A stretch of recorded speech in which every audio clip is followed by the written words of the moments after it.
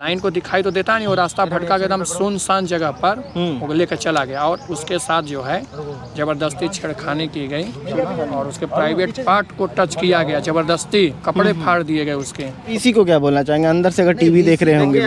बता रहे हैं घटनास्थल पे जब लड़का पकड़ा गया उसको जेल ले गया गया लड़के को। हमारा जो मेन मोटिव है यहाँ बैठने का वो ये है, साबिक तहरीर में छात्रा ने साफ तौर से ये कहा है कि मेरे प्राइवेट पार्ट को छुआ गया और मुझे किस किया गया। उसको बेल मिल गई है, बेल मिल गई है, उसको बेल मिल, उसको छोड़ भी दिया गया है, उसको छोड़ दिया। तो आईपीसी की धारा 376 क्यों नहीं लगाई गई? साथ ही कि डीन ऑफ स्टूडेंट यहाँ गालियां देकर के गंदी तरीके से बात करते हैं। चीफ प्रॉक्टर 2 करोड़ लेकर के भी विश्वविद्यालय को चला नहीं पा रहा है, वीसी मिलता ही नहीं है, बाहर आता ही नहीं है, तो इन लोगों को इस्तीफा दे देना चाहिए। आप इससे कितना राजी करते हैं? लेकिन दुर्भाग्य है बनारस हिंदू विश्वविद्यालय का कि इस तरह की कोई कमेटी नारी सुरक्षा के लिए जो है नहीं बनाई गई। कमेटी का पैसा खा करके अंदर का बनारस हिंदू विश्वविद्यालय धंसता जा रहा है। जब हम बीएचयू इतने बड़े कैंपस में, एकदम बंद कैंपस जो बाउंड्री के अंदर है, उसमें जब लड़कियों के साथ ऐसे कृत्य हो जा रहे हैं तो पूरे खुले यूपी में क्या हो रहा होगा? और लोग एक क्या बोले सर, उसने गार्ड को भी मार के घायल कर दिया और कहा कि बीएचयू में हमारा कोई कुछ नहीं कर पाएगा। जब गार्ड सुरक्षा के लिए जाते हैं छुड़वाने के लिए, वो लड़की बचाओ मतलब हेल्प मांगती है। ठीक है, आप पूछ सकते हैं जो जानकारी, जो इन्फॉर्मेशन चाहिए उसके लिए हम लोग एकदम रेडी हैं आपके सामने। वॉच किए हैं, बोल दो जरा। अपना बहुमूल्य समय निकाल करके आए हम लोगों के बीच जो है, लेकिन मैं आपका शुक्रिया अदा करता हूँ। इतने दिन से लगभग 2-3 दिनों से हम लोग संघर्षरत यहाँ पर हैं। अब देखिए अभी तक प्रशासन की तरफ से कोई कार्रवाई नहीं किया गया, कोई हम लोगों के पक्ष में सकारात्मक डिसीजन नहीं मिला है। नहीं। प्रॉब्लम दरअसल आई है यहाँ पे काशी हिंदू विश्वविद्यालय में। अभी हम बाहर, क्या नाम है आपका? मोनू राज। मोनू, अभी हम बाहर मिठाई खा रहे थे तो हमारे पे एक मैसेज आया न्यूज़ 18 का। उसमें लिखी थी कि 2 करोड़ रुपया बीएचयू के सुरक्षा पे लगता है और लड़कियों के साथ छेड़छाड़ी को लेकर के ये 4 ऐसे मुकदमे दर्ज हो गए हैं। जनवरी अभी बीता नहीं है, ठीक है। और आप लोगों का क्या प्रॉब्लम है भाई साहब? आप लोग यहाँ पे क्या करते हैं? देखिए हम लोग यहाँ के स्टूडेंट हैं, बीए फर्स्ट ईयर। हाँ, एक लड़की है सोशल में, वो भी बीए फर्स्ट ईयर की है। वो एक बार कॉलेज जा रही थी, मतलब 25 तारीख को दोपहर के समय। तो उस दौरान उसको ज़बरदस्ती एक इंटर कॉलेज के टीचर के द्वारा गाड़ी पर बैठाया जाता है। वो बैठने के लिए तैयार नहीं होती है उस दौरान। वो कहती है कि मैं चली जाऊँगी फैकल्टी। अच्छा। आप मत नहीं, फिर भी उस ब्लाइंड वो लड़की थी और डिस्ट्रीब्यूट उसको दिखाई नहीं देता था। अच्छा। तो बार बार उसके आगे जो है वो गाड़ी लगा करके परेशान करने की कोशिश कर रहा था, बैठाने की कोशिश कर रहा था। हाँ, तो उसको 2 व्हीलर था कि 4 व्हीलर? 2 व्हीलर। तो फिर अंत में जो है मजबूर करके जो किसी प्रकार बैठा लिया और एक सुनसान जगह पर ले जा करके कैंपस के अंदर ही उसके साथ ज़बरदस्ती उसके प्राइवेट पार्ट्स को टच करना, कपड़े सब फाड़ देना, बहुत सारी ऐसे मतलब उसके साथ मतलब बदतमीजी की गई। लड़की का कपड़ा फाड़ दिया, ले जा करके उसको लिफ्ट देने के बहाने उसको पकड़े और ले जा करके एकांत में। मैं आपको कॉलेज छोड़ दूंगा, वो बार बार मैं चली जाऊँगा फिर भी। और भाई ब्लाइंड को दिखाई तो देता नहीं, वो रास्ता भटका के एकदम सुनसान जगह पर वो लेकर चला गया और उसके साथ जो है जबरदस्ती छेड़खानी की गई और उसके प्राइवेट पार्ट को टच किया गया, जबरदस्ती कपड़े फाड़ दिए गए उसके। कपड़े फाड़ दिए गए? हाँ। एक मिनट, इनसे है ये आप लोगों के मित्र हैं यहाँ पे? ये जो मोनू बोल रहे हैं कि लड़की के साथ अभद्र व्यवहार हुआ। एक मिनट सुमित, एक मिनट देखिए, सुनिए सर, देखिए क्या बात है। जो मोनू जी कह रहे हैं वो बिल्कुल ठीक कह रहे हैं, लेकिन इस बात का उल्लेख करना भी आवश्यक है कि कल एसीपी यहाँ आए थे शाम में, रात को। प्रवीण सिंह बेलूपुर, संभवतः बेलूपुर से वो संबद्ध हैं। तो वे यहाँ कल आए तो उन्होंने जो है आश्वस्त भी किया इस बात के लिए संभवतः कि जो है उचित से उचित कार्रवाई की जाएगी। हालांकि ये बात सत्य है कि अभी जब तक पीड़िता कि अभी तक जब तक आरोपी की गिरफ्तार, देखिए क्या है सर, जो छात्रा के साथ हुआ उस पर प्रशासन कार्रवाई कर रहा है, लेकिन हमारा जो मेन मोटिव है यहाँ बैठने का वो ये है कि जो पीड़ित व्यक्ति है उस व्यक्ति को जो है उसको तुरंत जो है उसको बेल मिल गई है। बेल मिल गई है? उसको बेल मिल, उसको छोड़ भी दिया गया है? उसको छोड़ दिया गया। अच्छा, कई लोग, आपका नाम क्या है? मेरा नाम है रवि। कई लोग बोल रहे हैं कि लड़का और लड़की को एक साथ पकड़ा गया था मौका है वारदात पे। देखिए ऐसा है, घटनास्थल पर लड़का लड़की दोनों को पकड़ा गया था, हम बता रहे हैं। घटनास्थल पर जब लड़का लड़की को पकड़ा गया, उसको जेल ले गया गया, लड़के को, और लड़की को भी ले गया गया। तो वहाँ पे उसको बंद किया गया लंका थाना। किसको बंद किया, लड़के को या लड़की को? लड़के को। लड़की दोषी ठीक थी है, नहीं। तो लड़के को जब बंद किया गया तो फिर वहाँ पे जो है लड़की से जो भी लिखवाया गया, सिरगेट, नहीं इधर हैदराबाद गेट, हैदराबाद गेट, हाँ उधर से शायद लिखवाया गया था, जो भी इसमें लिखवा करके। और वो लोग जैसे कि वहाँ के जाने माने रईस लोग हैं, ठीक है, और यहीं के पुराने डी महेंद्र रॉय के बेटे हैं। ऐसी ठीक है। एक सेकंड संभावना, गुरु रुगवा, 1 मिनट, देखिए बात बोला देवा।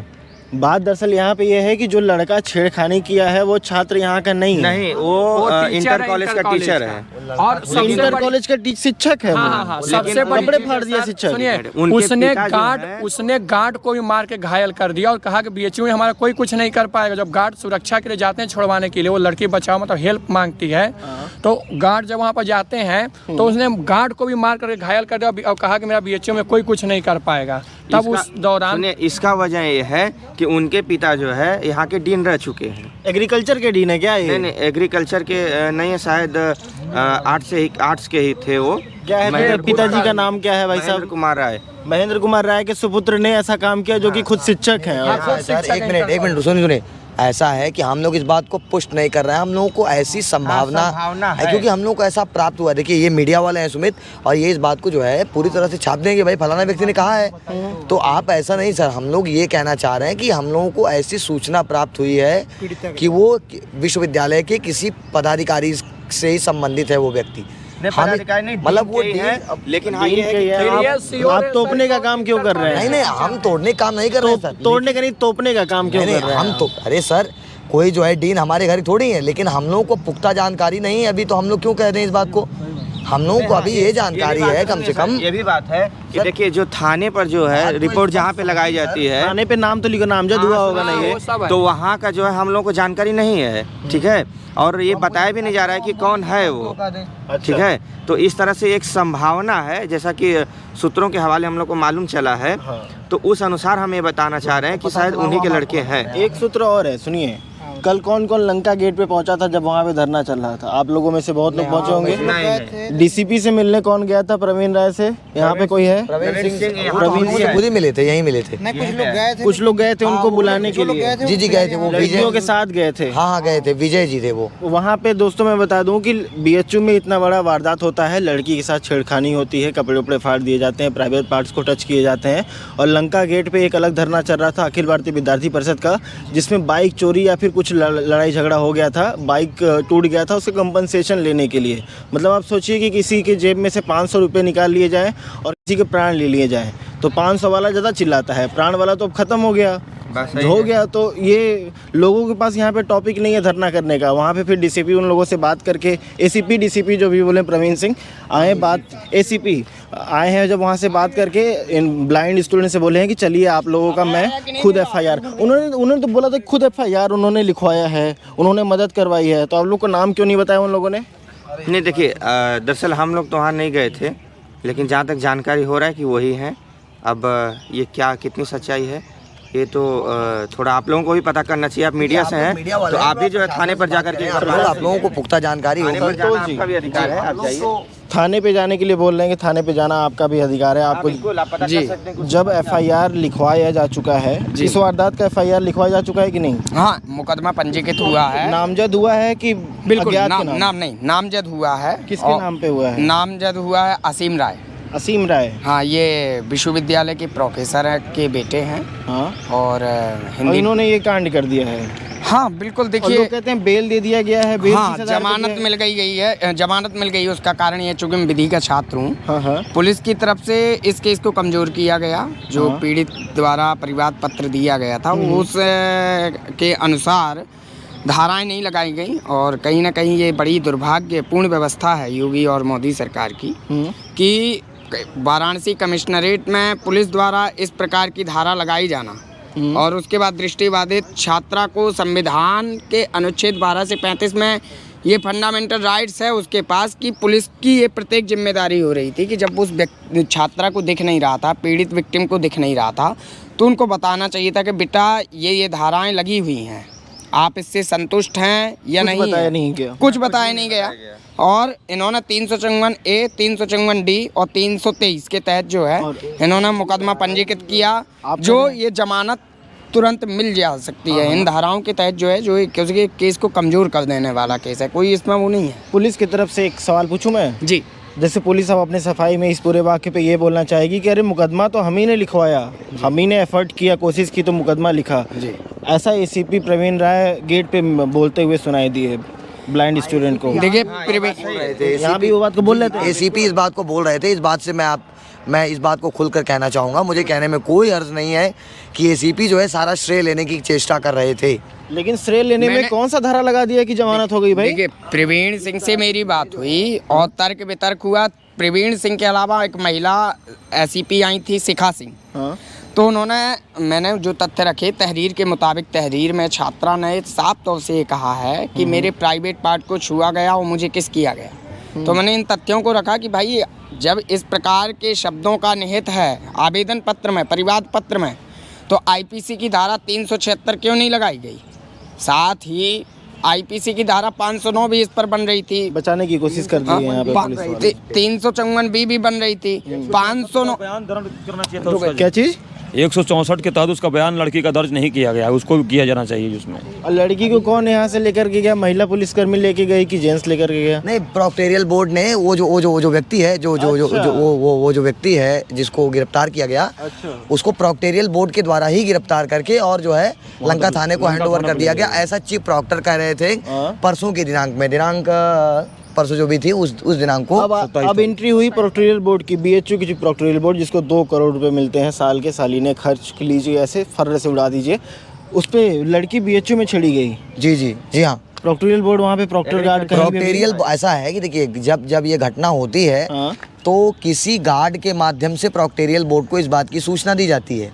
तब प्रॉक्टेरियल बोर्ड वहाँ पर पहुँचता है, तब उस जो आरोपी व्यक्ति है उसको गिरफ्तार किया जाता है और तब ऑनरेबल चीफ प्रॉक्टर ये कहते हैं कि जो है कि हमने जो है गिरफ्तार करके और जो है लंका थाने को हैंडओवर कर दिया है। उसके बाद लंका थाना जो है कि आरोपी से बयान लेती है और कुछ सामान्य बयान जो है वो पीड़िता से लिए जाते हैं और उसके आधार पे कमज़ोर धाराएं लगा दी जाती हैं, जिनके कारण से जो है वो जो आरोपी व्यक्ति है उसको जो है बेल मिल जाती है, जो कि बड़ा दुर्भाग्यपूर्ण है। तो ये भाई साहब एक बात बताइए, ये जो चीफ प्रॉक्टर यहाँ पे जो जिम्मेदारी नहीं संभाल पा रहे हैं कैंपस की, इस्तीफा दे देना चाहिए क्या? बिल्कुल दे देना चाहिए सर। अगर ऐसी अव्यवस्थाएं विश्वविद्यालय परिसर में व्याप्त हैं, नारी सुरक्षा पर विशेष ध्यान नहीं दिया जा रहा है, ऐसी घटनाएं आए दिन हो रही हैं, तो बिल्कुल इस पर विश्वविद्यालय को कोई ना कोई कड़ा कदम उठाना चाहिए। सुनिए, उससे पहले उस लड़की का हॉस्टल इतना अजीब जगह पे था।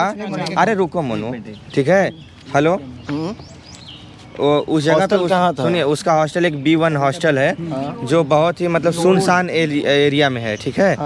तो वहाँ पे उसको कहा गया कि ब्लाइंड लड़कियों को वहाँ पे न दिया जाए हॉस्टल। तो यहाँ के सोशल फैकल्टी की वृंदा मैम डीन है, उनको एप्लीकेशन 1-2 महीने पहले दिया गया।